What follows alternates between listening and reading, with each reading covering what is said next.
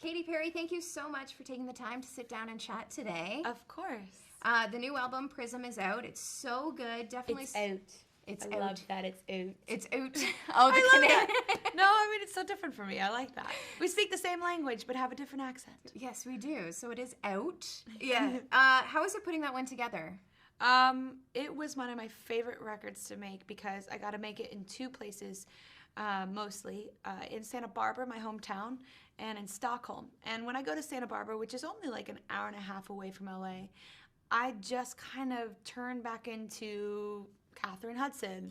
No Katy Perry, no bells and whistles, no distraction, no heavy makeup, no costumes, none of that stuff. Just sweats and kind of me just being me and enjoying the outside and reconnecting with my core and remembering why I love music.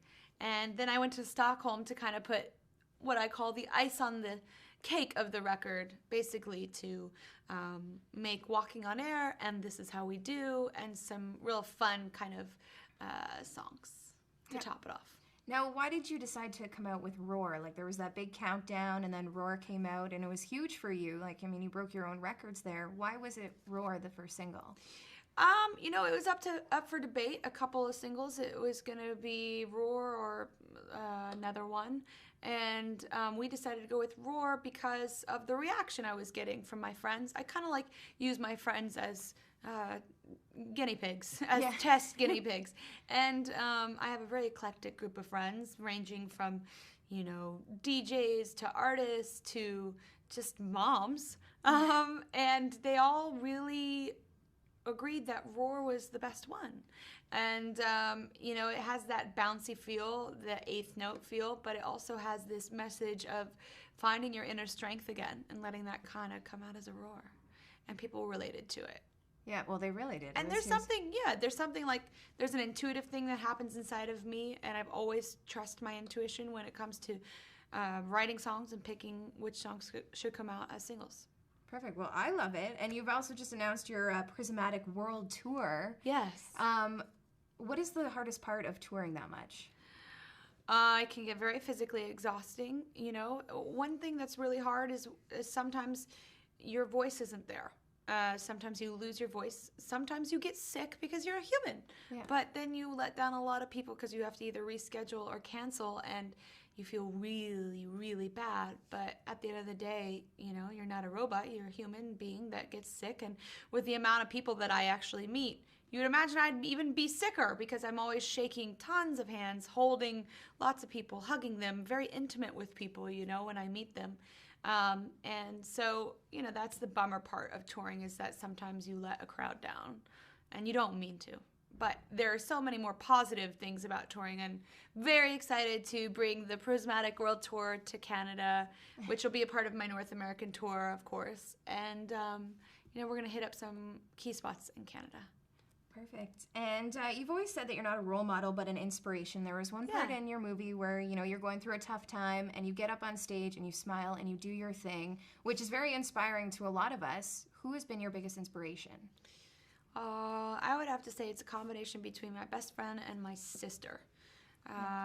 My sister, because she's such a lovely person with a great soul and so protective of me and isn't fazed by any of the, you know, fame part of all of this, and she really tells it to me straight. And then my best friend is so incredibly intelligent, always fighting for women, and you know, just so smartest girl I know and funniest girl I know. And she is like, she's just so unique and has such an incredible personality, and really, really will be there for you if you need her. Well, that's what you need sometimes when you are in the limelight all the time. You've got some solid friends. The limelight. The limelight. What does that mean? You're getting squeezed with limes? Yeah. So I have That hurts. That's acidic. That's what it feels like sometimes. Yeah, it wouldn't be good. The limelight. I have to wrap it up here, but I want to know, do you have any big holiday traditions, you know, with Christmas around Well, we don't do gifts. We actually just do stocking stuffers. Best way to go. Yeah, because it takes the pressure off of everyone.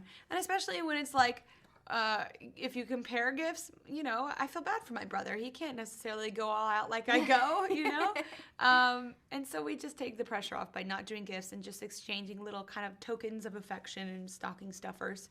I know a lot of kids hearing this are cringing and being like, no, I do not want that idea. I do not want that to come into my household. I understand. But when you get a little bit older, maybe you'll adopt that and you'll understand that the most important part of Christmas is being with your family, being together, feeling that love, and trying not to kill each other from all the arguments. Yeah, so you're going to find time for the family this Christmas? Yeah, of course. It's really important for me to go home and be with my family and, you know, just eat as much food as possible and fall asleep on the couch very spontaneously from eating all that food. So we all do that. I've got a very normal Christmas. There's nothing extravagant about it. It's like food and Taboo, the game, and like falling asleep to the Christmas Story.